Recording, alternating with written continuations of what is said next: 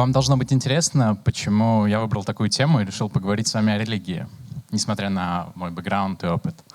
Вы знаете, проблема в том, что никто об этом не говорит, по крайней мере, не говорит в той форме, в которой нужно.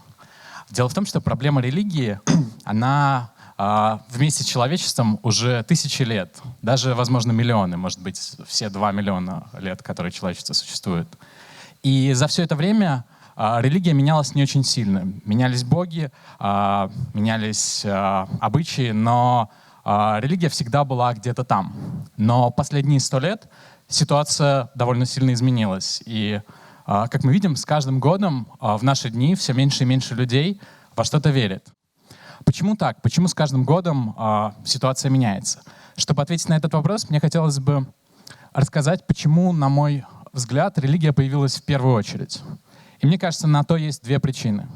Первое — это вещи, которые мы не понимаем. А второе — это страх. Когда эти две сущности соединяются, и когда вещи, которые мы не понимаем, встречаются с нашим страхом, мы начинаем искать объяснения для этого. И появляются разные верования, появляются боги и так далее. Каким-либо путем мы пытаемся объяснить это. Так что же будет дальше? Что произойдет, когда, например, если вы достаточно хорошо умеете экстраполировать, как я умею, то, смотря на этот график, вы поймете, что где-то через 50 лет религиозных людей станет совсем мало. Что же произойдет потом, как вы думаете? Неужели религия совсем исчезнет, и никто не будет ни во что верить? Вы знаете, как мне кажется, проблема исчезновения религии — это довольно спорное утверждение, но тем не менее, в нашей малообразованности во многом, как мне кажется. Дело в том, что многим современным людям, которые называют себя атеистами, кажется, что мир очень простой и очень понятный, что все изучено, все процессы, которые нас окружают, они абсолютно предсказуемые, и практически все можно вычислить. Но, на мой взгляд, это не так. Дело в том, что если вы знакомы с квантовой физикой, вы знаете, что все, что нас окружает, это одна гигантская загадка, и непонятно ровным счетом ничего. Я поясню на примерах. Например, многие из вас слышали про эксперименты, когда частицы проявляют себя и как волны, и как частицы одновременно. Вы не задумывались, не звучит ли это странно и немножко глупо?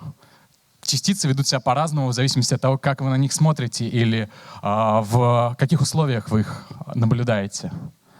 Еще один момент — это эффект наблюдателя, когда вы смотрите на какие-то частицы, и в этот момент их поведение меняется. И не только их свойства, а именно поведение, целый паттерн поведения. То есть, например, они могут вести себя как волна, но стоит вам на них посмотреть, как они стали вести себя как частицы.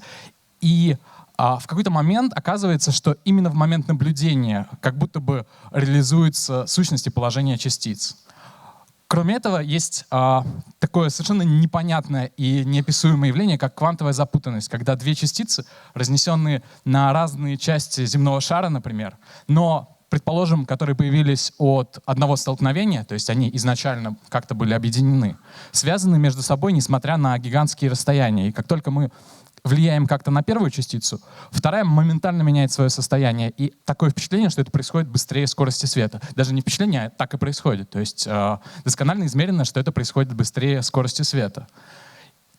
Кроме того, есть такой эффект, как квантовое туннелирование, когда частица может пройти через любое препятствие с определенной вероятностью. Чем уже препятствие, тем больше вероятность, что частица пройдет сквозь него. Но, тем не менее, нет никакого препятствия, которое могло бы остановить частицу. То есть с точки зрения квантовой физики я могу сейчас провалиться через этот пол. Это, скажем так, очень маловероятно, но это может быть. И если вы считаете обратное, то с точки зрения науки вы просто не правы. И последний момент — это квантовые компьютеры, которые работают, которые доказывают свою работу. Только задумайтесь об этом. Целые микросхемы, где ток ходит одновременно в разных направлениях. То есть электроны идут и так, и целые системы, когда одна оболочка электронов заставляет вторую двигаться в разных направлениях. И только в самом конце этой схемы мы узнаем, как на самом деле двигаются эти электроны. И можем вычислять феноменальные вещи одновременно. Это очень сложно понять и очень сложно объяснить. Поэтому Многие великие ученые рассуждали на эту тему, и мало кто знает ответы. И очень часто говорят, что если вы понимаете квантовую физику, то, скорее всего, вы ее не понимаете. Что вы скажете на это, атеисты? Это научные факты, они доказаны, они неоспоримы. Есть огромное количество экспериментов, подтверждающих, что мир устроен как-то очень странно, и устройство мира очень сложно объяснить.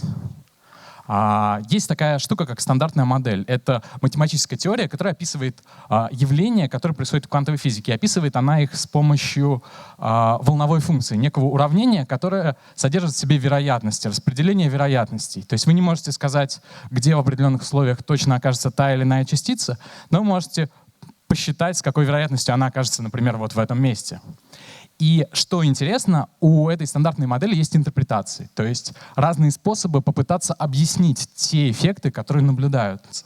И, на мой взгляд, именно объяснение этих эффектов и может стать религией будущего, довольно далекого будущего, когда основная масса людей будет значительно более образованная, чем сейчас, когда еще с ранней школы людям будут объяснять основы, по которым работает этот мир.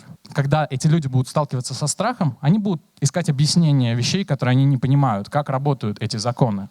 И мне кажется, именно в этот момент на помощь придут существующие теории, которые существуют на грани физики и философии, объясняющие определенные явления. И самая популярная из них с точки зрения науки — это копенгагенская интерпретация. Это своего рода религия, построенная на случайности. Если вы любите азарт и азартные игры, это религия для вас. В данном случае все определяется случайностью, и все определяется в тот момент, когда вы наблюдаете. То есть вы существуете только в тот момент, когда мои глаза открыты, и ваши положения определяются именно в тот момент, когда я на вас посмотрел. А до этого они не определены, они могут быть любыми, и они существуют во всех вариантах. Это самое логичное объяснение того, что происходит в нашем мире. Задумайтесь об этом. Это очень странно. Вторая теория — это многомировая интерпретация. Эта теория говорит о том, что в любой момент времени существует неограниченное количество миров. Ну, например, есть бесконечное количество миров, где я рассказываю вам одно и то же, но используя разные слова. И каждое мое движение, оно существует в неограниченном количестве разных вариантов. И эта теория понравится тем, кто хочет жить вечно, потому что в одном из миров вы в любом случае будете живы. Вы никогда не умрете. Это очень приятно осознавать. Третья теория, самая интересная с точки зрения математики, это голографический принцип, когда все, что нас окружает, это голограмма своего рода. Что значит голограмма? Голограмма — это когда мы, скажем так, вещи, которые мы наблюдаем, существуют на самом деле в несколько ином виде, абсолютно другом виде. Например, это какой-нибудь двухмерный мир, который очень сложно, его довольно сложно понять, но в итоге некоторые процессы в этом двумерном мире могут создавать нам иллюзию трехмерного мира, в котором мы живем. Либо это 11-мерный мир, если вы знакомы с теорией струн, в котором происходят довольно странные вещи, колебания струн в 11-мерном пространстве, которые объясняют очень сложные процессы, которые мы можем наблюдать в квантовой физике. Еще одна интересная теория, о котором будет докладчик позже, это гипотеза симуляции, когда все мы в неком ненастоящем симулируемом мире, который, помимо прочего, еще, как правило, в большинстве, скажем так, конкретных теорий симуляции компьютерной. То есть в какой-то момент мы достигли очень высокого уровня развития, создали компьютерную симуляцию, залезли туда, и именно поэтому на самом низком уровне процессы идут так странно. И именно поэтому на самом низком уровне мы не можем предсказать, что произойдет. И последняя гипотеза, о которой я хотел бы рассказать, скажем так, та, которая лучше всего подходит истинным атеистам, которые хотят верить в то, что весь мир дискретен, это теория скрытых чисел. И самая известная, скажем так, теория, относящаяся к классу теории скрытых параметров, это теория волны Пилота, которая добавляет невероятное количество разных усложнений, разной математики к нашему миру, опускает его на целый уровень ниже, когда каждая частица существует в некотором таком волновом пространстве, которое все время шевелится, и она сама излучает волны. Эти волны ходят быстрее скорости света, и они взаимодействуют друг с другом. На это накладывается космическое количество математики, но в итоге эти теории объясняют практически все, кроме гравитации.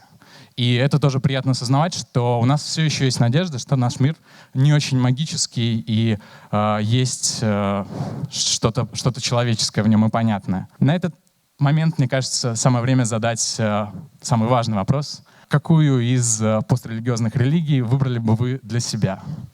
Спасибо.